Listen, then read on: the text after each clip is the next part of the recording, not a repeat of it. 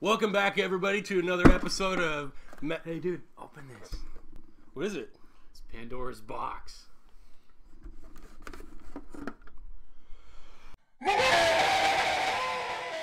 Mike and Matt bringing back the mid to late 90s. Mike and Matt bringing back X-Files CCG. Alright, man. Our guest today is... Welcome back, everybody, to Matt and Mike's X-Files CCG. We got a treat right now. Oh, yeah, we do. We I'm got excited. a super big treat. Sponsor and one of the guys we've been dealing with and working with to get some of these cool cards out to you guys and be able to even do this channel, really, in all honesty. Yeah, keep it going. Mr. Mike Mackey is here with us today. How's it going, Mike? Great, doing great. All right, so we've got a couple of questions for you. Just kind of shoot, off the hip. I got them on my phone here because I'm super cool and technologically advanced or something. I don't know. Zoom in and everything. Yeah. So right off the bat, how were you associated with the X-Files collectible card game? Initially, in no way whatsoever. I was like a bunch of retailers. It was just one of my products that I sold. I've been into trading cards, non-sports trading cards for 30 years. So I was always into trading cards. And then I did Star Trek.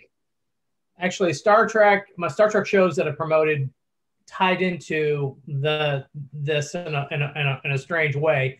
I remember I did a Star Trek show in '92, and I was planning on doing a bunch of Star Trek shows. So I thought, well, I need a name for this business.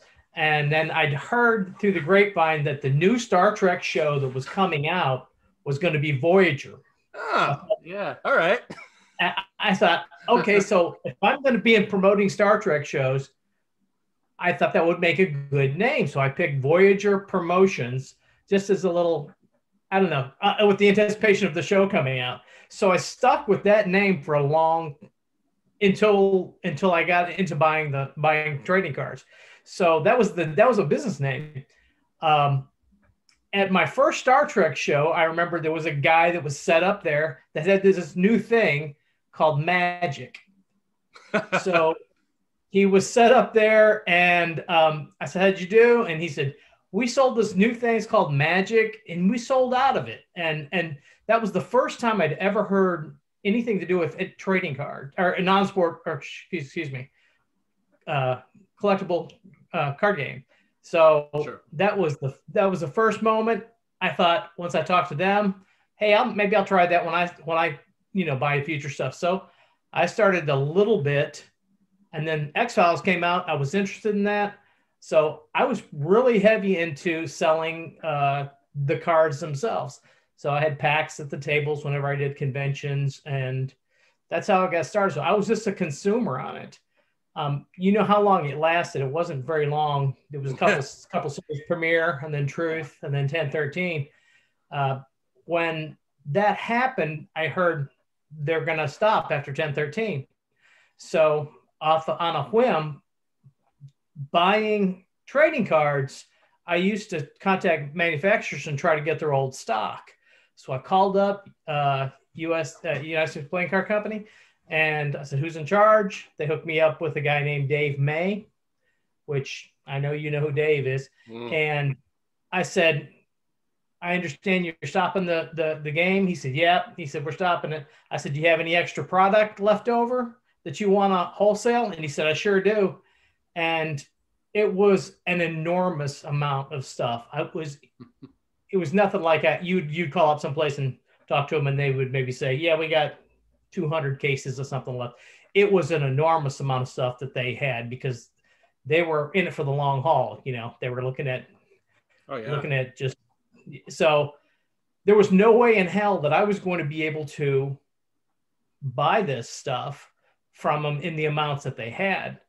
So on a whim, I said, "If I can sell this for you, will you give me a cut?" And he said, "Well, what's your idea?" And I said, "If I sell, say 100 boxes, you give me 10 boxes. So you're out no money. You just pay me in product." Dave said, "That sounds good." Huh. So I started touching base with people that I knew that were in the industry. Do you want to buy, I've got these wholesale. So I hit them up with the wholesale price. I made a bunch of sales and got a small portion of the product. Nice. It wasn't much of a big, say a half a pallet of this stuff. You want me to keep going, or no? You're actually answering some of our questions. Yeah. You're hitting on some of the other ones. What happened was that it was at that time the movie was just coming out. X-Files: Fight the Future was just coming out. So when that happened, they were trying to promote the movie nationwide. They did this series of 10 X-File conventions. Okay, and I thought, well, this is a perfect place to sell these cards. So I contacted the person who was in charge of that, and she was like, well, what do you sell? And I was like, I sell different types of X-File stuff, trading cards, and the collectible card game. So she said, oh, okay, nobody's selling that. So you can come then. And her business model was like, if she had an X-File comic book guy, then there was only one guy that could do that. So no one was selling this. So I went there, and I started at the 5th show. There was 5 shows left by the time that I got into the tour. And the first show was Chicago. And my wife and I remember, my girlfriend at the time, we pulled in a van and unloaded all of the stuff that I had gotten from Dave at that time, which was this enormous amount of stuff, had it at the show. And I had never been at a show before where people were more eager to spend money, because it was a big event and there were 10 vendors. That was it. There were 3 deep people, just money outstretched at this thing. I know I did, I think I did $8,000 at that show, which was a lot of money for me at that time. It was a whole lot of money, but I know I lost $1,500 because I couldn't take people's money fast enough. Wow. Selling the game. And so I came back to talk to Dave about it. And it was at that meeting, he said, hey, if you could, we still had a lot of stuff left. He still had a lot of stuff left, I should say. And he said, if you can, he told me about the promo cards, the 5 promo cards. Which promo cards? Which ones were they? Because I had wondered about that, actually, because when you'd said the 5 promo cards, I had just assumed that they were the 5 smoke and mirrors. No. The 5 promo cards that at that time were that I talked to Dave, that were unpublished, because the first thing I wanted to know was, Dave walked me through the whole place, and there was a product here, there was uncut sheets he had. He showed me stuff that I don't even think a lot of people know existed, a couple of things. But he'd walk me through everything. I said, all right, man, do you have any promo cards that have been printed or anything that didn't make it out? And he said, I've got authorization to print 5 promo cards that have been cleared through 1013 Productions. And that was Chris Carter's, production company. And he said, so we could print them. He said, but we need just for me to get these printed. Got a bunch of dead stock here on this. And I said, what's got to happen? And he said, I need to justify $50,000 in sales. And so I said, all right, how about this? Now I'm thinking in my head, okay, if I could get somebody to take $10,000 worth of product, they would get a promo card, an exclusive promo card. Okay. And then in my head, I'm already thinking, I'm getting at least 2 of these, that's what, maybe 2 of the 5. So that was my concept of weasel my way into getting 2 of these. I couldn't make the sale to anybody that wanted to do this. Wow. And so after the first X-Files show, I had $10,000 in hand, and I went to Dave and I was like, I got 10,000. I'll take 2 promo cards. And he said, that's enough. I think we can sell the other ones. And so I knew that I had my mitts into 2 of those promo cards when they had them printed. And he knew that I was going to buy at least $20,000 worth of stock. And then we never made the sale on the other stuff. The other 4 X-File conventions were enough to be able to pay for me buying that much stock to basically get all the 5 promo cards. At that point, I just called them. I didn't ever call them the Voyager Promotion. I don't think I ever called them Voyager Promotion exclusives. Maybe I did, but that's just what they became known as. And I started seeing it out there. And which cards were those? Which 5? That was the infected, you might believe. Call on us more often. Oh yeah. Good fortune. A final choice, and believe the lie. Nice. So wow. So those were the 5 promo cards, the Voyager Promotion ones that became my promos. And I remember what I did with those was I just thought I want to incur, because I had a lot of stock. I think at the time it was I remember a 50-foot tractor trailer, big semi, just it was full of pallets of stuff. Wow. So I had well, in total it was, I think I stored everything in 2 10 by 20 storage units. So and it was all just pallets of X-Files. And that was it. So that was a lot of stuff. I thought I would never sell it. I was like, there's no way I'll ever sell all this. And I'll be darned. Slowly creeping up, right? Well, what happened was my thoughts on it were I wanted to really and Dave knew this too, and it was more of the handshake thing. The X-Files was his baby. We'd all seen stuff that was just kind of like clearance stuff, and you see, Pocahontas trading cards getting sold for $1 a box. It's kind of disrespecting the point to the product. And I told Dave, I was like, look, I'm never going to sell this stuff if I don't get a reasonable amount for it.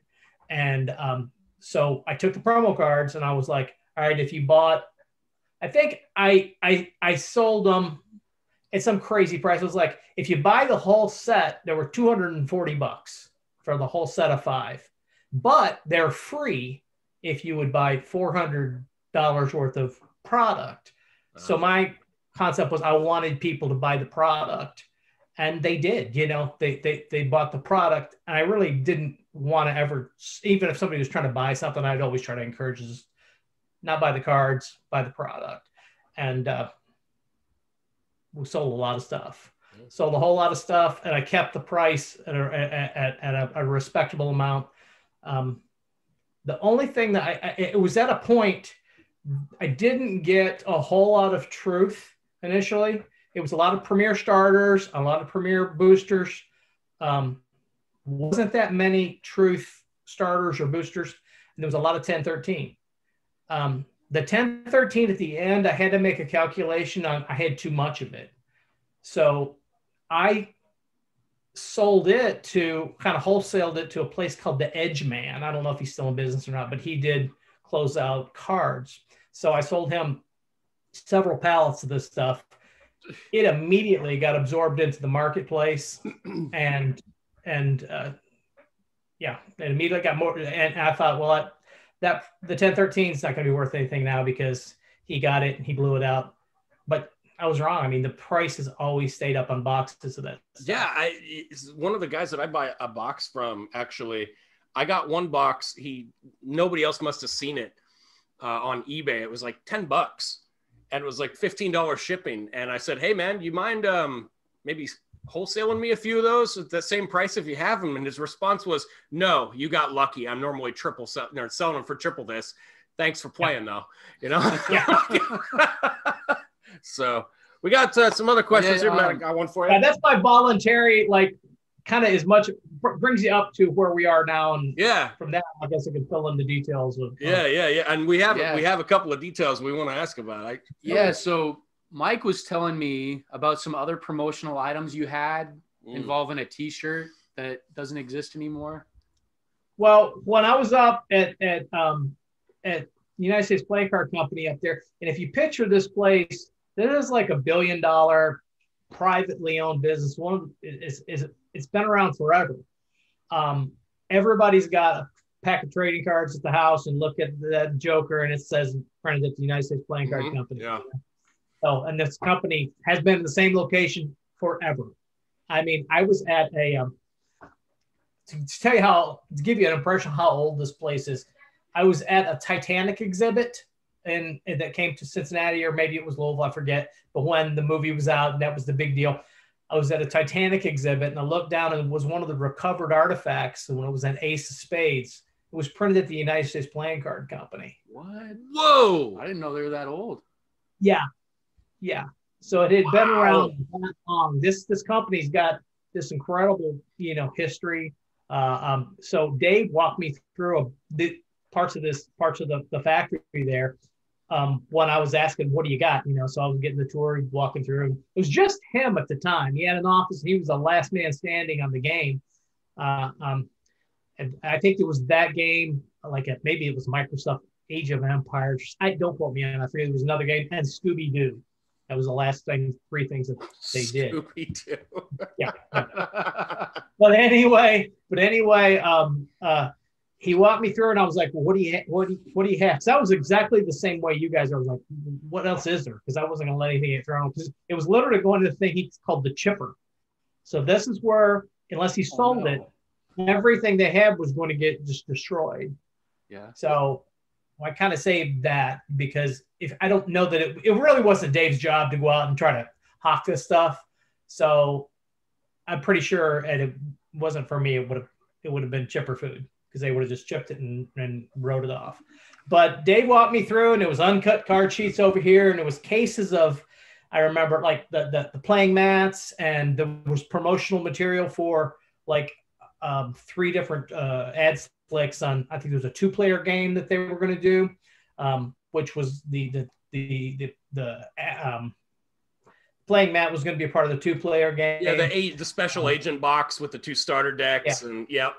Yeah, well, exactly. So, and then there was a sheet that was advertised in the Scully expansion, which was supposed to come out but never came out. So it was a little of that stuff laying around. And one thing I remember, the 2-player plastic box, the X-File, the plastic collector's box. I'm sure you got one around. Yeah, we've got a few of them.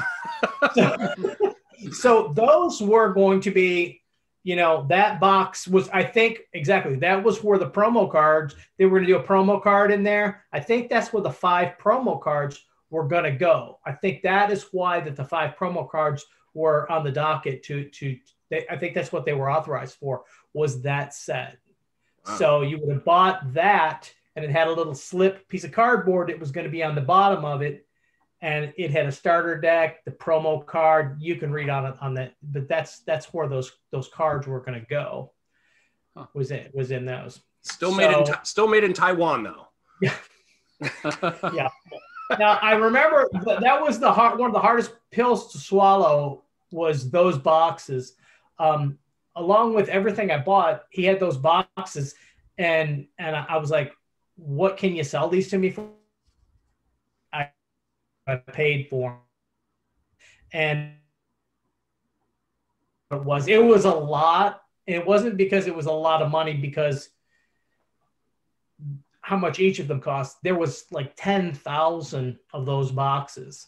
So my choice was either to buy them all, or to buy 1,000 of them and let potentially the other ones go out, and the ones I would have no. I wanted to control the price on them, basically. Yeah. So I bought them all. And I knew I would never sell them all, but I bought them all just to protect the value of the deck. Oh yeah. So he walked me through and gave me some different stuff. One of the things that you mentioned, they did this promotional package that they sent out, which was called a special agent kit. So in the special agent kit, there was a cardboard box, and it had just different promotional items in it, a little ceiling dangly. I sell that on my eBay page. It's a little ceiling dangly, a couple posters, the tournament thing. And in some of them, they put this T-shirt. So it was a special agent T-shirt. And I guess Dave just decided, okay, I'm going to send this person a T-shirt. Or if he met somebody at a convention, because they were set up they would do conventions and set up at gaming conventions. And then I guess he thought this guy would be good to help sell this, he would give him a T-shirt. So I had these T-shirts. It wasn't many, maybe it was 200 T-shirts, something like that. So I would sell the T-shirts. Well, at some point, I decided to keep dust off of them, and I put them in a sealed bag. I had a shrink wrap machine, so I threw each shirt into a sealed bag and sealed it up, and separated the different sizes. So I don't know. I sell one to some guy, and he messaged me and says, "Man, the shirt came apart," and I'm like, "What?" So he said, "The shirt, I washed it," and he sent me pictures of it, and it was just shredded. It looked like I described it as a Shroud of Turin. It was just like a mummy could have worn it, So I was like, what's going on? So I opened one of these things up, and I just kind of tugged on it, and it just fell apart. So something about, I think, like the reaction of the vinyl on the lettering on the shirt and the cotton being enclosed in that bag just turned them to dust. So it, I always joked that it was kind of an X-Files mystery as to what happened to it. So you talked a little bit about things that you still have for sale. What are some of the things that our viewers can like actually go and buy on your page? Some for not just beginners, but like existing players like us that want to get a hold of some really cool stuff. Yeah. Well, you can go to my page now has a lot of stuff on it. I don't use it exclusively just for X-Files. There's other stuff on it, but you can go to, and because I've had that eBay name for so long that's just, I guess when I get a name, I stick with it, So that's the eBay store ID, X-Files, it's down on the bottom here, X-Files CCG. Go to eBay, or you can probably put a link and oh, definitely. Yeah, so, I've had the same email since 1996, so I get it. So basically, we've just tried to put a lot of stuff out that we had, and think of creative ways that we could sell it to people. I mean, we sell I think it's a 492 card set box. It's like, I don't know, it's like 20. It's a bunch of packs, couple starters, promo card. It's like $18 with shipping. So it's pretty much, you're paying $10 for I'm sure I've destroyed the premier pack market because of that. But and what happened with those is that when X-Files came out, and that was the frustrating thing about way back, just when I had them as packs sitting on my table at some show, when they cost, $50 a box, there was 2 ultra rares in them, and man, they stuck out like a sore thumb. You could open that box, flip the packs over, and in just seconds you could cherry pick those ultra rares. And early on, when I sold stuff, I offered everything. So people wanted to buy ultra rares, fill in their collection. I had thousands of boxes, so I always had ultra rares for premiere or whatever. And if I needed more, I'd just rip open a bunch of cases and pull the ultra rares out, because 2 ultra rares were selling as much as the box were. Yeah. Or so. I had a lot of packs left, a lot of starter decks left, things like that. So yeah, we actually did a video on that. So the whole video on just cherry picking, because that's when we first started playing, our local comic book trading card shop, they'd have them on the counter. Yep. And then you'd just walk up and you'd be like, start cycling through. And then eventually the owner was like, what are you doing? And they put them behind the counter. Yeah, the word got out pretty quick. You're looking for some Buffy the Vampire Slayer autograph. It was the bottom right pack on the bottom. Somebody. Yep. Yeah. Do you know how intentional that was? It was absolutely not intentional whatsoever. What happened was that, they were new to collectible, the concept of a collectible card game. So it was like an insert card in the box, really. I think what happened was that they had printed those packs all on the same day. they had what's called hoppers. So you would have, when you do any trading cards, or in that case, the collectible card game cards, they would have these hoppers. So they would have commons, uncommons, rares, and insert cards, you know, or ultra rares. So it knew to spit out, you know, they're really precise. So they would know to throw 10, whatever. I don't know the exact ratio, but they would throw the commons in, the appropriate amount of ultra rares, a couple of rares, and then at the appropriate time, they would throw in, you know, the insert card. And in that case, that one, I can imagine that one day or that week or whenever they made them, they just must have made a crap ton. And then every pack got a ultra rare and a rare. And I know the way they sorted those, they would sort everything and they would put them in these sorting trays that they had for years. So the sorting trays, they would have just pallets of sorting trays, and they would have had pallets of the ultra rares in those packs. So they were, I call them hot packs, you know.